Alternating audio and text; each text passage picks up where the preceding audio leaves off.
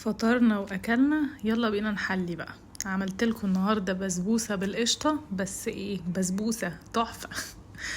يلا بينا نشوف بقى بتتعمل ازاي. اول حاجه هعمل الشربات. عندي كوبايه وربع سكر، عليهم كوبايه ميه وعصره ليمونه واسيبها على النار. بعد كده 3 بيضات مع كوبايه سكر هضربهم مع بعض كويس، وعليهم فانيليا. هنزل بكوبايه الا ربع زيت وكوبايه الا ربع زبادي وكوبايه قشطه.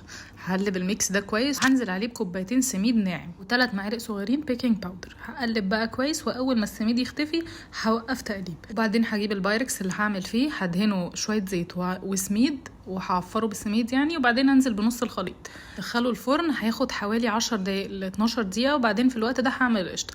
3 كوبايات لبن، عليهم كوبايه الا ربع نشا ومعلقه فانيليا. اول ما القوام يبدا يمسك نفسه احط شويه سكر وقشطه، كوبايه قشطه او قشطه بلدي اللي انتوا بتحبوا. طلع البسبوسه من الفرن، هنزل عليها بالحشوه. وبعد كده هسيبها تبرد شويه. لما تبرد هنزل عليها باقي خليط البسبوسه، وهساوي الوش بتاعها كويس.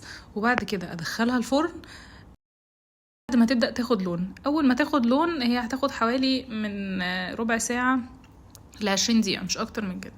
بعد كده هطلعها وهي سخنة، هنزل عليها بالشربات وهو سخن كمان، بس اصب واحدة واحدة عشان البسبوسة تشربه كله. وبعدين لو في اي مكسرات ممكن نحطها على الوش، وبنحطها في التلاجة تسقع، وبعدين ناكلها بالهنا والشفا.